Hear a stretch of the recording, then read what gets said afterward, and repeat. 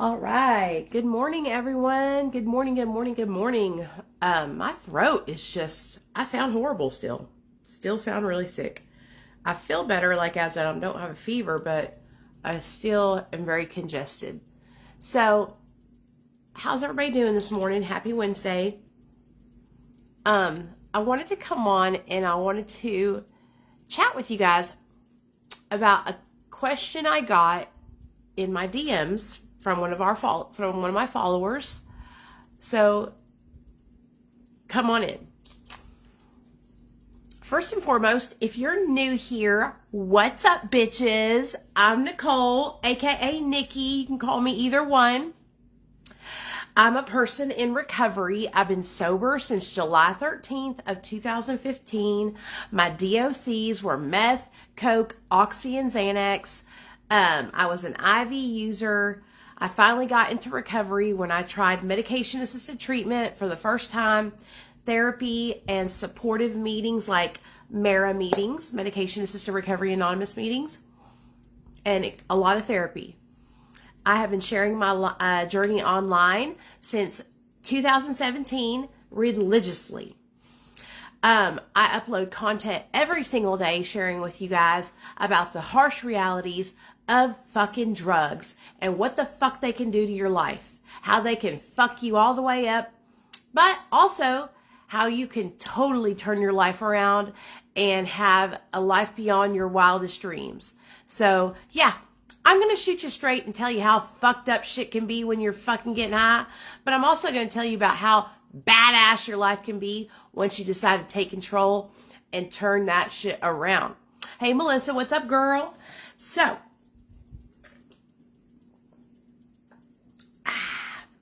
like I said, I got throat problems. Y'all been sick, okay? So if I sound like a man, just bear with me. Just bear with me, okay? Okay. A lot of you guys watched my videos from yesterday. I posted 2 skits, and they are labeled across the screen. This is a skit. This is what I mean by media literacy. We're going to have a little talk about this. A lot of people do not have media literacy, and so they can't use their context clues to put 2 and 2 together. One, that those videos that I posted yesterday were from about 4 years ago. I was about 100 pounds heavier. And number 2, that the screen, clearly across the screen, it says this is a skit. I'm getting messages from people cussing me out because I'm still giving people suggestions about recovery, and they think I've relapsed. So they're telling me that I have no business online sharing my story because I relapsed. You guys, for those of you guys that don't know, it was a skit. It was a skit. I don't do a lot of skits, but I like to do them because, I don't know, people like watching them. So anyway, yes, I did not relapse, you guys. So this morning I had saw quite a few comments on one of my skits talking about how they wanted to see more content from parents' point of views. Well, guess what? Your girls got that too. I filmed my mom asking her all kinds of questions a couple of years ago, so I'm going to throw those videos up so y'all can see. I don't think that I'm a victim. I don't think that my life was so terrible. Oh, poor, pitiful drug addict me. No. What I did in my drug addiction was a direct result from the choices that I made, and I take full responsibility for those choices that I made. That's why I'm having the experience that I'm having now and the success that I'm having now, because I don't live in this poor, pitiful me mindset. I don't live in a victim mindset. I have taken control of my life and turned my life around. And so my mom and dad share their experience about how my addiction affected them very candidly, and I will share more of those videos with you today. I did post this one this morning where my mother is talking about the last straw, when she realized that she had to step away from trying to save me. And that was when I had drove to her house high as hell, been up for about 5 or 6 days in complete hallucinations, and she came home, found me on the floor carpet surfing, looking for crack rocks. I told her I needed her to call 911. Then when she tried to do it, I told her, no, don't do it. and so on and so forth. That's when she knew that what was going on up here, I was misfiring. There wasn't nobody home. And so I posted that video this morning. So make sure that you check it out and give my mom some support, okay? Hey, Dolores, what's up, girl? Hope you're doing good. Hey, Jose, how you doing this morning? I hope you're doing good too, honey. Hey, Amanda, what's up, girl? So this morning, you guys, I had a amazing friend reach out through the DMs, and she has been experiencing extreme euphoric recall, okay? So euphoric recall is basically being triggered, right? It's when we're thinking and we can feel the drug, we're thinking about it, it's obsessive, it's just like the triggers times 1,000, right? Like, it's like almost like you wake up, you feel the drug going into your body, whether you're injecting it, snorting it, smoking it. It's like you live step by step the euphoric recall, right? It's very, very real. It's very intense, and it's very scary. And so this person reached out to me. Hey, Michaela, what's up, girl? Congratulations. Good job. 28 days today. 28 days. Congratulations on that. Lost my job. That's okay. Bounce back. You can always get a new one. At least you didn't lose your life, right? They said they're having extreme euphoric recall. What's going on? You know, how can they help that?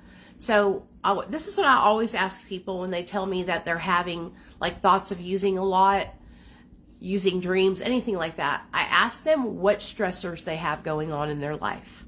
Okay? 9 times out of 10, somebody has so much going on in their life and no way to handle it. So I want to share something that I learned with you guys.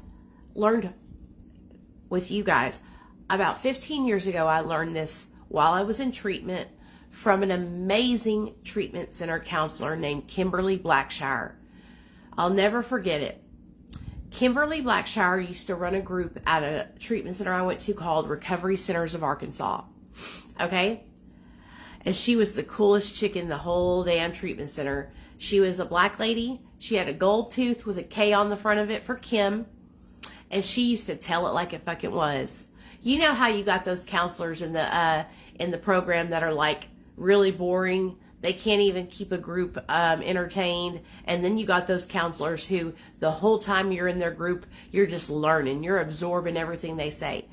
Kimberly Blackshire was somebody that you watched everything she said and you absorbed everything she said because she held a room. She could lay it down. When she talked about the life she used to live out there smoking that crack rock, you didn't blink an eye. You listened to everything she said.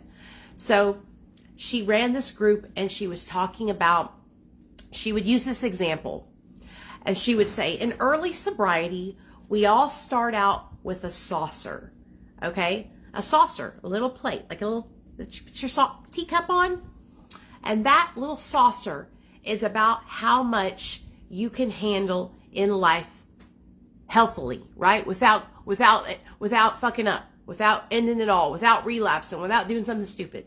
So you put everything you can on that little saucer. Don't overflow it. Just handle what you can handle. So for example, in early recovery, a saucer full would be going to your meetings, doing your therapy, maybe working a part-time job. There, your saucer's full. Okay? Next step is a little plate. Not a dinner plate, but a salad plate. So you move up to a salad plate. Now you're 8 months into your recovery. You got a salad plate. You can start adding some more responsibilities. You got a job, you got your therapy, you got your meetings, okay? Maybe you got some extracurricular fun things you're doing, like hobbies that you're trying to put that on there too. Oh, you're also fighting for custody back of your kids. Put that CPS case on there. And then you got your reuniting with your family. So your plate, it's full, okay? You're healing relationships right there. All right? Let's say you get to a year and a half, maybe, now you got your dinner plate. And you can start putting healing relationships, therapy, meetings, hobbies, full-time job, okay? Promotion at the job, okay? A relationship with the opposite sex. Ooh, now you're starting to get in where you fit in, get some love-ins, okay? And that plate, it can hold more because you've been sober longer. You can handle a little bit more, right? What I find so often with people in early recovery is they have their little saucer overflowing. Their head's spinning. They look like the motherfucking exorcist trying to handle all the different responsibilities they're trying to put on themselves. Okay? So that's what I asked this person that messaged me. I said, you got stressors going on in your life and you don't know how to handle them. Well, what's going on? And then she named all these things, right? I was like, oh, you got too much going on. You got to take some stuff off. You got to relieve some of those responsibilities. You can't do it all. Okay? And when you try to take on too much too soon, it is a recipe for disaster. I see it time and time again. Somebody gets 4 months, 5 months sober. I want to be a substance abuse counselor. Yep, I'm going to save lives. Bitch, you ain't even got a year sober. Shut the fuck up. Go stand in the corner. Shut the fuck up. Okay? Do you want to die? Are you trying to die? Like, every single day I see it. And listen, I'm not trying to be mean, y'all. I'm just keeping it real. Okay? I'm just keeping it real. Do y'all understand that I didn't come online and start sharing my journey until I had 3 years sober? I didn't even show my face on the internet until I had 2 years sober. And then when I hit 3 years sober, I started consistently uploading content about my journey. I already had custody of my son back. I wasn't fighting no CPS case, posting about it online. Absolutely fucking not. I would have never got my son back. Some of y'all be trying to do way too much, way too soon. Pump your motherfucking brakes. Okay? You don't even know how to live your life. You don't even know how to stay sober. Just because you can quote the big book backwards and frontwards don't mean you know how to live it. And that's what I see every single day. People who, they are masters in relapse, okay? They go into treatment centers over and over again 20, 30, 40, 50 times. They can recite the literature. They can recite all the cliches and all the quotes that they say in recovery, but can you put it into action? Can you work it? You can't. You can't. Because if you could, you wouldn't keep going back to what you've been doing and you wouldn't be on your 50th time, right? And listen, I'm telling you guys this because I know, because I did it. That's why I didn't come on trying to help nobody and give suggestions until I had been in recovery for some years, you know? And even now with being in recovery for some years, I still know that I don't know everything, you know?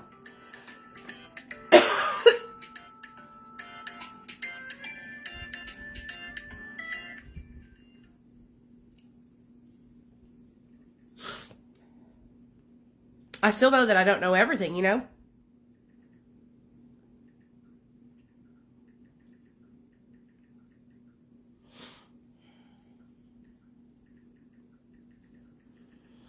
By today or tomorrow.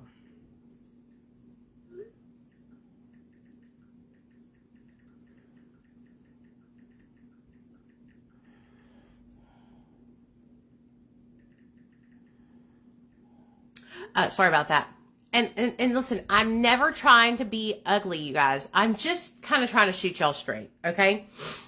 I see it online every day with people. And listen, there's nothing wrong with wanting to get support online. We live in a society where social media is a huge part of our lives, right? Social media is a huge part of making money for people. Social media is just really, it's an important part of being successful nowadays, right? So that doesn't mean that you can't share your journey, but I will be honest with you. If I were you, I would wait until you have 1 year sober before you start posting online, because it can be very, very negative, and people are so hateful. And I would hate for anyone to be hurt or to take things that people are saying to them to heart, and make a mistake based on what trolls and haters are saying to them. So I always tell all my people that ask me for suggestions and that look up to me, I suggest, if you want to post, privately to your friends and family about your recovery journey, like updates and stuff, but wait until you got a good solid year under your belt of recovery. And then if you want to come online and inspire others and show other people, then go ahead and do that. But be very careful, okay? Be very careful. That's just my suggestion. You don't have to listen to me. But as far as the other stuff, I stand straight up. I stand 10 toes down on all that. People take on way too much and they don't give themselves enough time to heal. Also, I've been getting messages from people saying, well, I did meth and I'm completely fine. I am so glad that that was your experience. But a lot of you guys say, I did meth and I'm completely fine. But you guys are not understanding what I'm sharing about. Unless you felt this way, you won't know. When you can't experience joy, when you don't feel intense feelings like you used to, when you can't get turned on or aroused, when you can't be intimate with your partner, when you can't look out into and see the trees and they're green, when you can't feel music like you used to, drugs affect your brain. It's called anhedonia is what it's called. And it's just like an inability to experience pleasure after something like addiction happens to you. Okay? And so if you didn't get that and that's not what you're going through, consider yourself lucky. Okay? But what I'm trying to do is shine a light on it so people know what's happening to them and they don't feel so alone. Because hundreds and thousands of people message me every single day and they say, oh my God, I thought there was something wrong with me. I feel so horrible and I don't understand why. I've been sober for so long. Why do I feel like this? Okay, why do I feel like this? That's how I felt. I kept thinking, I've been sober for so long. Why don't I feel good? And that's an even worse feeling to have when you've been sober for a long time. Imagine me being sober for 7.5 years. I'll have 10 years sober this July. But imagine being sober 7.5 years. That's about when I started getting better, is around the 7.5. All those years and going, what is wrong with me? What is wrong with me? You know what I mean? All right, Chris. Ooh, I love people like you. Chris Rose. Front and center, honey. Come to the front. It's your time to shine. Chris Rose says, the word addict is a crutch word. It's a choice. Chris, how long you been in this live, honey? Because I'm about to read you to filth, okay? I hope you're ready. Did you listen to a motherfucking thing I said at the beginning of this live stream, Chris? About taking full responsibility for using substances and that I put those drugs in my motherfucking body. Did you listen? Yeah. Take the out of your ears and stuff it in your pie hole, okay? Might choke a little too. I wouldn't be mad if you did. And listen before you comment on my live stream. And know, if you don't come correct, I will call you out. Okay? So Chris wasn't listening. We're going to give him a second chance. Chris, put your listening ears on. All right? We know that we chose to put drugs in our body. We take full responsibility for it. We're taking our lives back and we're making good choices today and we're doing the next right thing and we're helping others. Right? Right. Let's go. Okay. So, what was I saying? Okay. So, a lot of people don't understand, like, when you use those kind of drugs, it causes brain damage, okay? I would, and there are studies, there's facts, evidence, like science, okay? There's studies being done on people's brains who have used methamphetamine for X amount of years. People have used opioids for X amount of years. And people are, they're seeing that some people have traumatic brain injuries from these substances that they abused for many, many years. And so that's why I'm telling you guys, when you're getting sober and you're not feeling right, you're not feeling good, I want you to give yourself grace. I want you to understand that your body is going to take time to heal, and it's not going to happen overnight, right? Oh no, Angela, I'm so sorry that happened, girl. I'm so sorry to hear that. Give yourself grace, okay? Also, we have to prep ourselves for healing, okay? When we get sober from drugs and alcohol, a lot of us have such unhealthy habits that we don't set ourselves up for success. We actually set ourselves up for failure. Because what we do when we get sober is we start overeating, we start bed rotting, we just stay in the house all day long, we're not active, we don't move around, and that's not conducive for a healthy sobriety, right? And guess who did that? Me. That's what happened to me. I didn't set myself up for success. But I also didn't know. I didn't know. So now you know, and that's why I'm telling you. Because you want to be successful and you want to make sure that you set yourself up on the right path. Your body takes time to heal. Absolutely. Yeah. I mean, honestly, I don't know why you wouldn't agree with that. You know what I mean? Like, think about the hype. You guys, what normal person puts drugs that have battery acid, rat poison, ether, acetone in their veins and then expects to live and feel good afterward? Okay?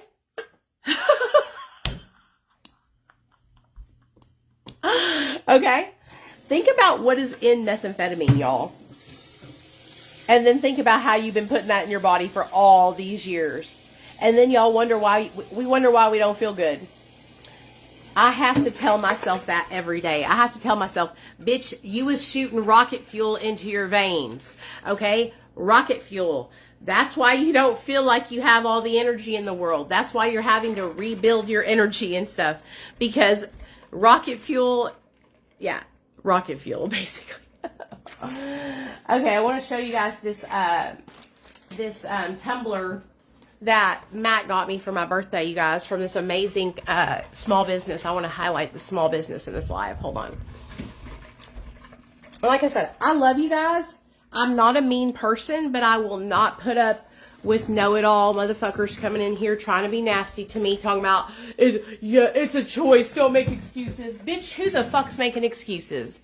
Nobody. Shut the fuck up. Listen to the live before you comment. This is what I'm talking about people not having media literacy. Sit back and listen to the live before you comment. If you actually listen, you'd see we're all in here helping each other, taking responsibility, trying to do the right thing, trying to spread the word about addiction and help people not make the same mistakes as us, you know? So, y'all know my birthday was on March 8th, but let me wrap this up in a bow first. Do you guys understand what I was sharing with you guys about the portions, about your plates, about your responsibility? Okay? Make sure that the things that you're responsible for and that you're taking on match up with what level of recovery you're at. If you're a beginner level recovery, then you should have beginner level tasks. Okay? If you're intermediate level recovery, then you should have an intermediate load of tasks. If you're at your professional level of recovery, then you have professional level tasks. Do you understand? Don't overload your plate, because if you do, you'll drop it and then you'll have to start over. Okay? There'll be a whole mess, and y'all already know what that means. All right. Okay. So I wanted to talk about that because, You know, if you're having extreme triggers, extreme euphoric recall, like you just can't stop thinking about substances and you've been sober, something else is going on. You've got too much going on. There's stressors going on. You need to take a step back, reevaluate, and rearrange. Do it, or else you'll be calling me later because you'll be high and you'll be trying to get sober again. It's better to admit defeat and say, I done took on way too much. My dumb ass can't handle it. And start over again and reevaluate than to just let it all crumble and fail, you know, and go back out. Now, there's nothing wrong with struggling. And if you do go back out, don't beat yourself up. But with the knowledge you're learning today, you don't have to make that mistake. You feel me? All right.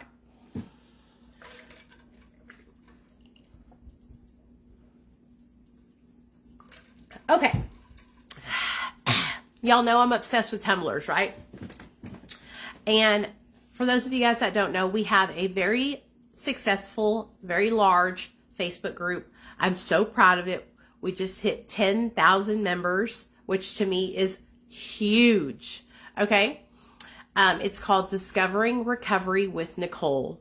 We support all pathways to recovery. Okay. I don't care how you got sober. I don't care if you use plant medicine. I don't care if you're a person who has pain management and chronic pain and you have to take pain pills, but you're sober from meth. I don't care. Like, what I care about is, are you healthy? Are you happy? And are you having success? If you're having success, you're not harming yourself and you're healthy and happy, then I want you to know that is amazing and I support you. I don't judge anyone's journey. And let me just tell you something. I used to judge people's journey. 7, 8 years ago, I used to think the only way to be in recovery was abstinence. And I've come a long, long way. A long way. But anyways, I'm really proud of myself about that too. The longer I work with drug addicts and alcoholics, the more I realize that nobody has it figured out. Nobody knows the answer or the cure, because there is no answer or cure. And that every single person needs something just a little bit different than the last person.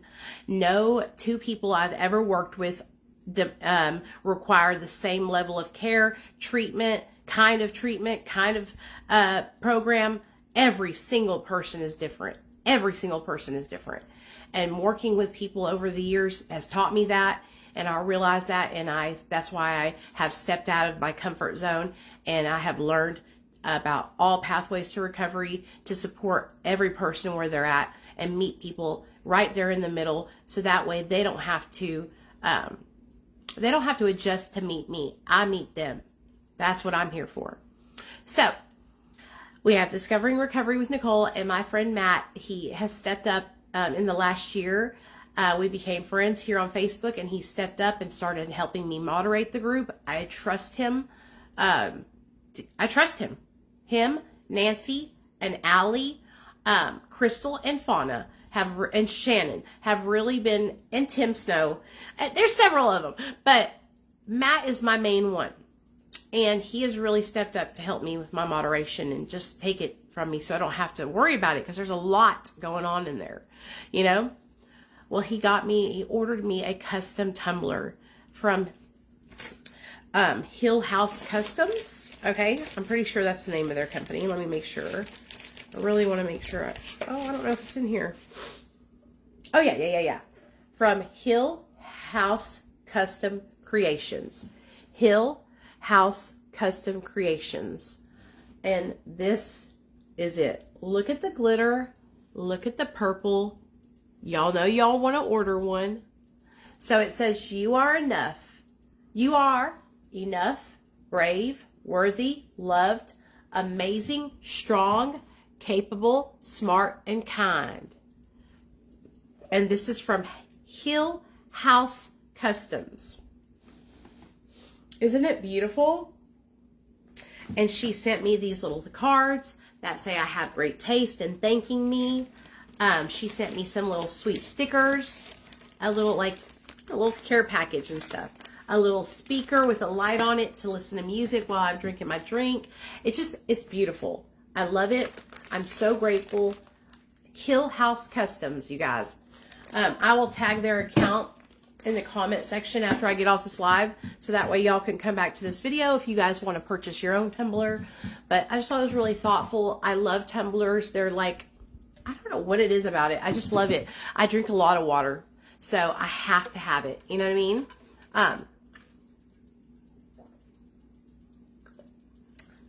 So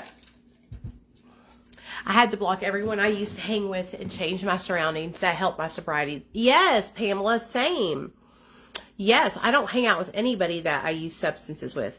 I love watching your videos. You're exactly who I've been needing to watch and listen to. I have no one to talk to about any of these things that I needed to know for so long, but to know from someone who's been through it. Thank you. Hey, no problem. Know your triggers. It's what works for me. Hell yeah, Bubba. Hell yeah. Hold on, guys.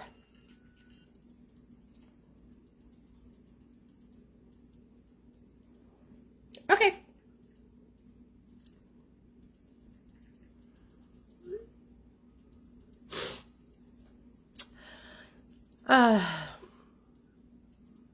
So Chris, I don't know why you're so angry, Chris. Let's address Chris again. Chris says, exactly. People choose to take it to avoid responsibility and use the word addiction for an excuse for being self-consumed. Chris, I have a feeling that you have someone in your life who struggles with addiction, who has really hurt you, and that you are you're hurting because of that. Am I assuming correctly? Running from yourself is impossible. Running from your kids is a choice. That's that. I bet this really makes you mad. No, it doesn't make me mad at all. No, it doesn't. Chris, I got high because I loved getting high. I loved the way drugs made me feel. I wanted to be checked out of life. I bet you that makes you mad, that I can admit that I loved getting high. Are you okay, Chris? Who in your life is using substances that won't turn their life around, that you're struggling with? Because I'm going to tell you right now, your approach is all wrong. And it's probably why whoever it is that is still struggling is still struggling. The message that you're trying to convey to me through these comments in my live stream, you're not going to get my goat. You're not going to make me upset. I'm telling you right now, man. I've been doing this for a long time. I used to love getting high. I chose to shoot meth, and guess what happened? I lost custody of my son because of it. I chose drugs over my son for a very long time. Does that make you upset that I can admit that? You're not making me upset. I am like almost 10 years sober. I have an amazing life today. So, like I said, I'm sorry if you're struggling, but you're not hurting my feelings, baby. I'm healed. I admit where I went wrong, and I know exactly what I did. And so what I do today is I actually help other people find what they did wrong so they can make change.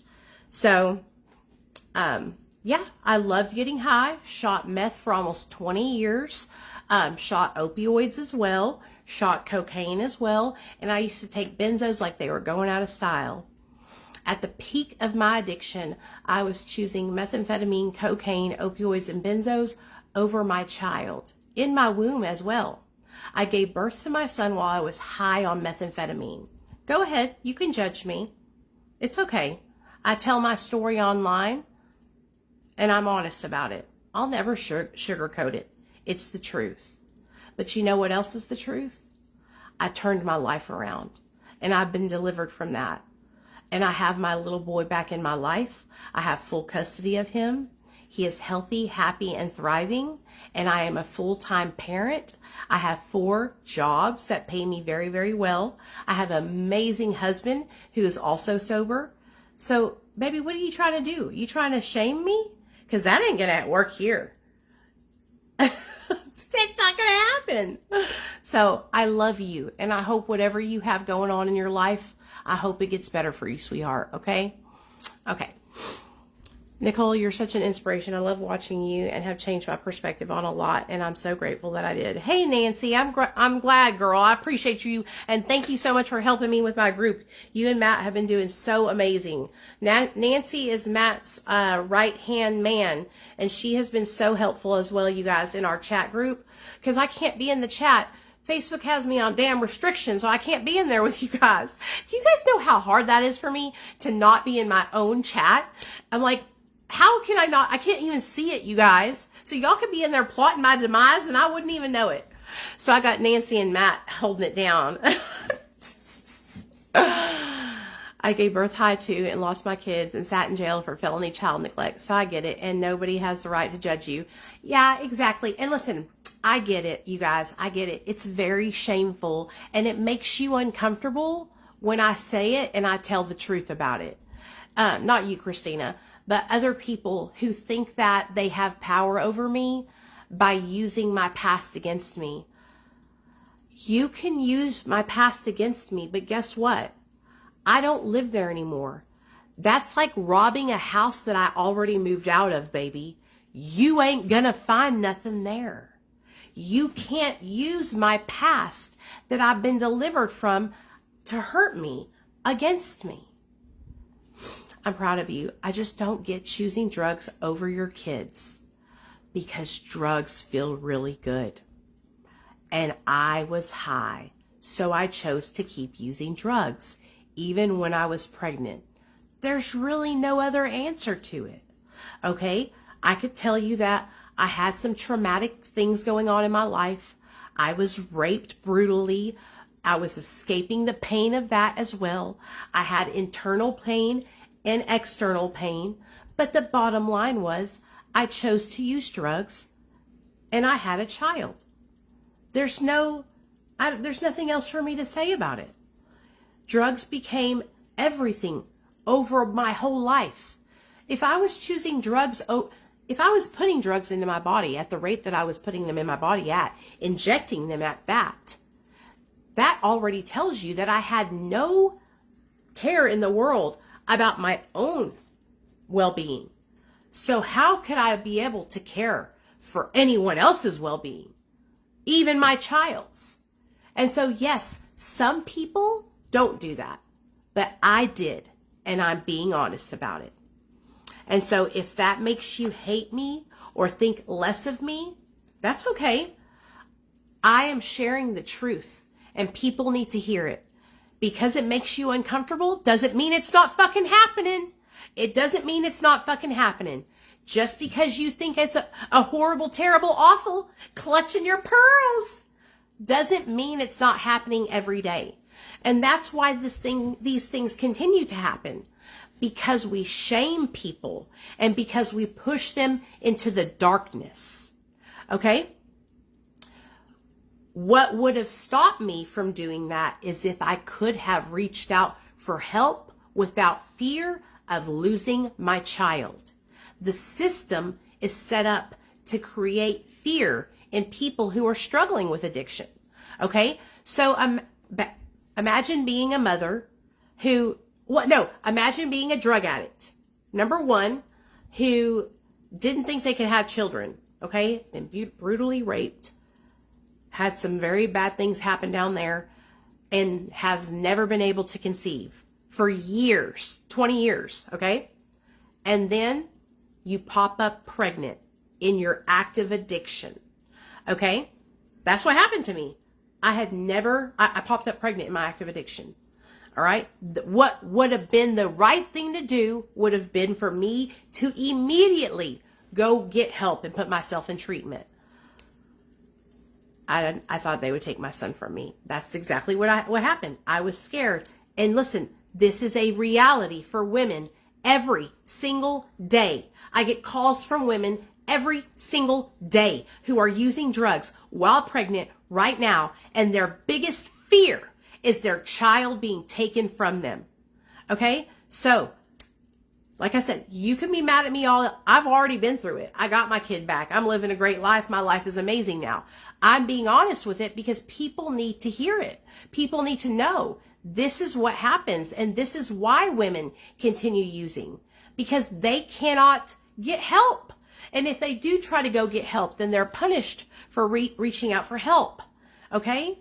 Imagine being a woman who has a child and is pregnant and wants to not be, and then when they give birth, their kids taken from them when they went to get help. And so that's what a lot of women go through. So please, if that makes you uncomfortable and you think I'm a horrible person because of it, I don't care. I don't care. Because guess what ended up happening? Exactly what my fear was. My child ended up being taken from me. Okay? Biggest fear came true. So, yeah. Sorry. I just want people to understand, like, in a perfect world, right? In a perfect world, we would all just go get help and we would get the help that we needed with no judgment, right? But that's not how it is. That's not how it is. And men and women are punished for reaching out to get help. And their children are taken from them for them reaching out and getting help. You know, and that's the truth. So, anyways, I could talk about that all day long, y'all. What I do now is I have women that reach out to me every day, and I try to help them find safe resources that they can call to get help that won't take their kids from them. You know? So, anyways, I feel like this was a really great live. I hope you guys enjoyed hanging out with me and talking with me. Like I said, I know it makes some people uncomfortable to hear the truth of what happened and what I did in my addiction. And there was a period of my life where I went through making excuses for my actions, you know?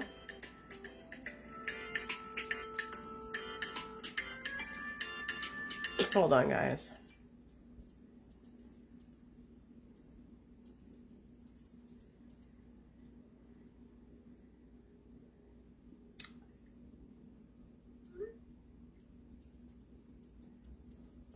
Okay.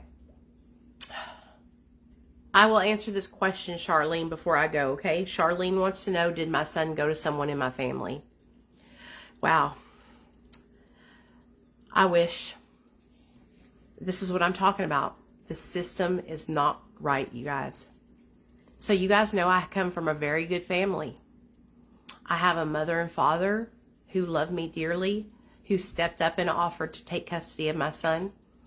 And I have a mother and father-in-law who also stepped up to take custody of my son. The state of Arkansas denied my mother and father-in-law.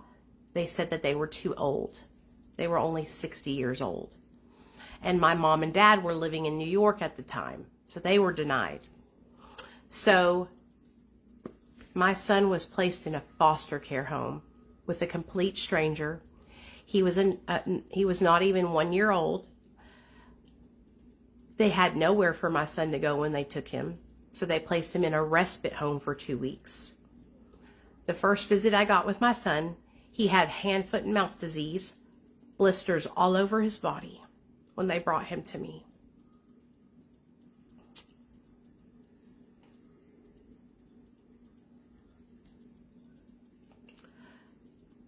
And I said, what the fuck are y'all doing with my kid? Take me to the emergency room right now. So I did everything that I was supposed to do. And I fought so hard for my son, and I got him back in 10 months. It took me 10 months, okay? I went into detox. I went into treatment. I got parenting classes. I got gainful employment. I got transportation. Everything. I had it all, okay? But I'll just tell you that they blackballed me from the beginning. They tried to keep me and my husband from even getting our son back. And so I'm just telling you guys right now, that's why I'm telling you, I know it's easy to say, oh my gosh, you're such a terrible person. But until you've been involved with CPS in the system and you know how crooked and fucked up it is, then you really don't have any room to talk, because they do not have your child's best interest at heart. Because if they did, my son would have been placed with his family. He would have never been placed in foster care. He was a newborn. It's like about to turn 1. He was still a baby. So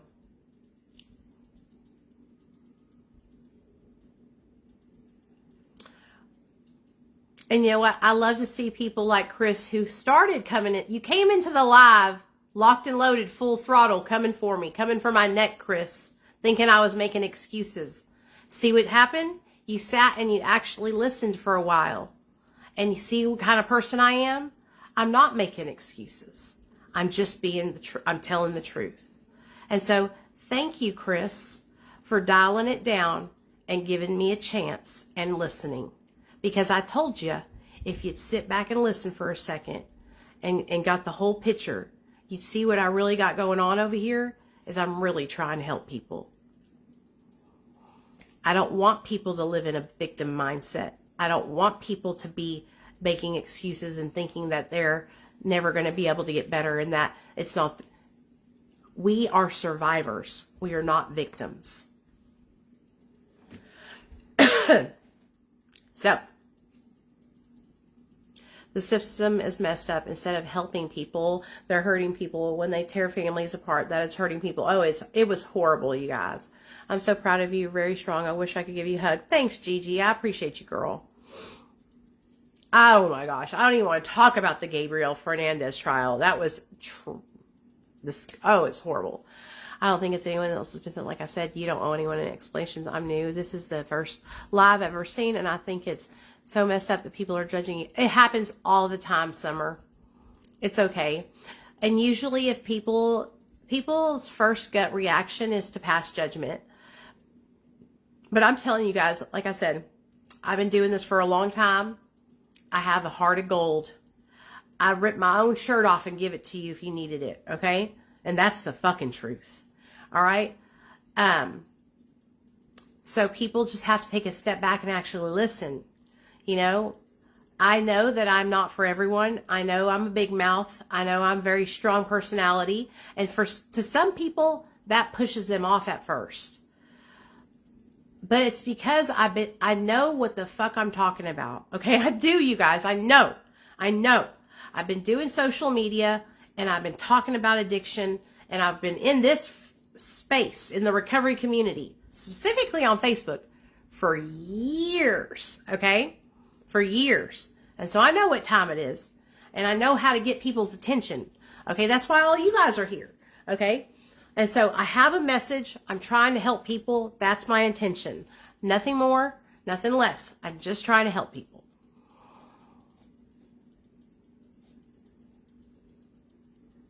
So Chris says, I don't know anybody that's not on drugs. So that makes, Chris, I am so sorry that you have that's going on, man. And I understand, like, there's some places where people, I understand, like, some people can just stop, you know what I mean? And I know plenty of people who just stopped using drugs, right? I tried to just stop many times and I kept failing. I kept going back to it, you know? And so, you know, everybody's brain is different. That's not an excuse. It's a fact, you know? Everyone's circumstances are different. What resources you have available to you are different, okay? Like, some people are in poverty and have no money or any kind of treatment resources or any kind of support resources available. Some people have amazing resources and all the money in the world and supportive families.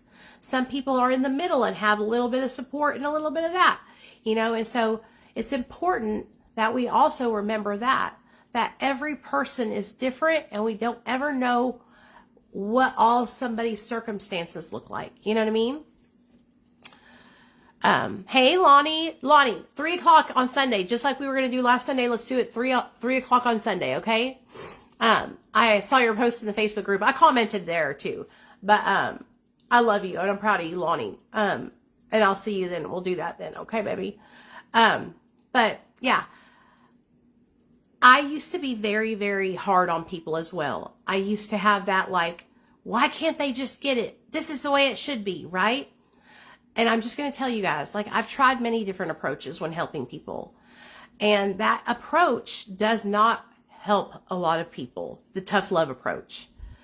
Tough love actually pushes a lot of people away, you guys. Now, I do understand there's a time and a place. There's a time and a place. And there are some times and places where people do need to hear some tough love. But a lot of the times people need to be met with support and love and understanding and care and compassion. Okay? And I promise you, if you adjust your delivery a little bit, you will catch so many more bees with that honey than you would out here, spitting all that sourness out. I'm telling you, I promise you, I know because I've done it. Okay, now we're getting to this. Chris, we are just uncovering, honey. You're like an onion. We're just peeling back these layers. Let's see what Chris says. DCS gave my daughter to my ex, and she failed every drug test. I passed all mine. It's BS. So now I understand, Chris. So I bet when you came into this live, you were thinking, I'm just like your ex. And that I'm over here doing bullshit. No, baby, that's not me. I passed every single drug screen I took when I was with CPS. And I jumped over hurdles and did back handsprings, twerked on a handstand, jumped up and down on my toes, stood on my nose, turned around in a circle to get my son back. And so did my husband. We worked together as a team, unified, and we fought and we got our son back. And so now, as the onion peels, we see the true story. You know what I mean? And so you came in this live. I'm telling you, I'm focusing on you, Chris, because you came in this live busting my balls. Okay? And then you sat and listened, and now I'm hearing you, and now I'm realizing I was right about my assessment about you in the beginning. Someone in your life is still using substances, and they hurt you. Your ex. And so I'm not your ex, baby. Okay? I'm not doing that, and I'm not taking advantage of people, and I'm not lying, and I'm not still using. Okay? It's very important to me to help other people. And I help other people by empowering them, not by tearing them down. That's how we help each other, by empowering each other. Okay? And lifting each other up. So, okay, enough of that. I won't bust your balls no more since you letting off mine now. Just remember there's an underlying issue to using. That's what we need to address. Thank you. And yes, Sunday. Okay, cool, baby. I don't know anyone that's not on drugs myself. Okay, that was I read that. I read that. Okay, good. I feel like everybody. Job security for the caseworker, CPS, and a lot more therapists in other areas. This creates more animosity to family. Oh, I hate CPS. I don't even want to talk about them. They're horrible. But I love you guys. I'm so glad that we had this live, you guys. I feel like it was such a great conversation. Thank you to those of you guys that came in and gave me a chance and listened to what I had to say. If you still hate my guts and you don't ever want to see me again, that's okay too. I love you anyway. Okay? But thank you for listening to what I had to say. And like I said, I'm here to support and help people in their recovery journey. That's what I'm trying to do.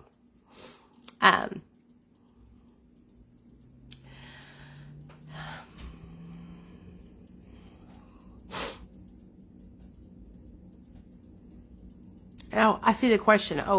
I actually have a question. My father is in active addiction and he always asks for money. I always tell him no because I don't want to support his habit. Do you think that's the right choice? Yes, I do. I absolutely 100% do. If he's asking for money, I wouldn't give him money. If he says he's hungry, I would buy him food. If he says he's cold, I would let him come in and get into the heat. If he says that he needs a shower, I would let him take a shower. But I do not give people money that are in active use. No, I just don't. And that's just my choice. And if you want to give people money that are in active use, that's totally your choice too. You know what I mean? But personally, when my husband, a great example of this would be in 2020 when my husband relapsed. We have a joint bank account. And so I had to make a savings account and empty our checking account into the savings account that my husband did not have access to. Because if I didn't do that, he was going to bankrupt us. Okay? He was going to bankrupt us, you guys. And so what I did was I would leave just enough for him to put gas in his truck and maybe get something to eat at work. I'm sure he used it for substances. You know what I mean? But yeah, sure did. I cut that motherfucker off because it didn't matter that it was his money and my money. No, ma'am, you are not bankrupting us. We got to pay rent.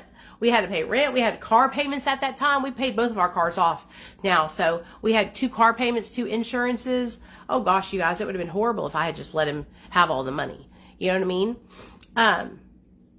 So yeah.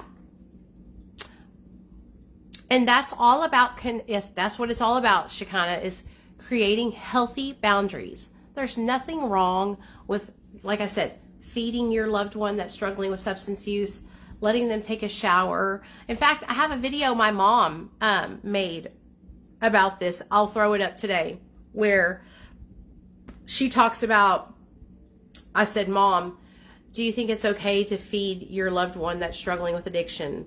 And my mom's like, yeah, I mean, we feed stray dogs. Why wouldn't we feed a human? And I'm like, exactly, Mom, exactly. Like, we treat pets better than we treat people, you know? And so, I do think it's important to be careful, you know? Now, I will say this. When I'm driving out and about and there's somebody that's flying a sign and they're asking for money, I give them money, y'all. But when it's a loved one, Nancy, when it's your loved one, yeah, what I would be afraid of is if I gave them money and they took the money I gave them, like a loved one, and used it and relapsed or got high and overdosed and died. You know what I mean?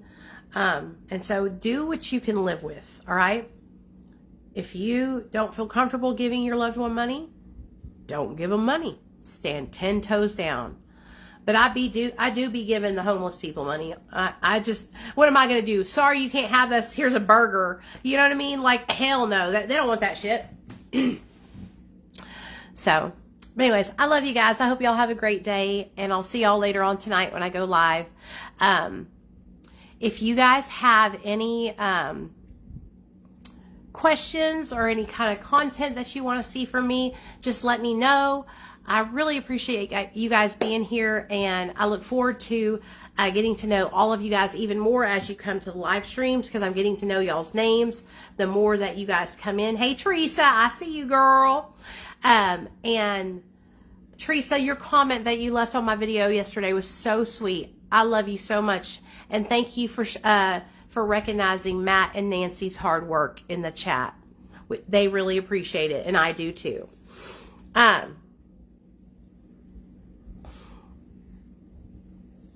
Yes, Chris, it's your anger, baby. It's your anger. You're understanding now. Resentment is like a festering, it's like acid, okay? Or it's like a weed that gets into a garden, and then it grows and takes over everything. And it will block you from being able to feel empathy. You know what I mean? And you have every reason to be mad, okay? Your situation is messed up, okay? I implore you to try and step outside of that situation and separate that situation from people, other humans, because those other humans are not your ex. And so it will help you if you try to do that. I promise you. Okay? I promise you. I know, because I've been where you're at. When my husband relapsed, I went through the same thing. I was so angry. How could he do this to our family?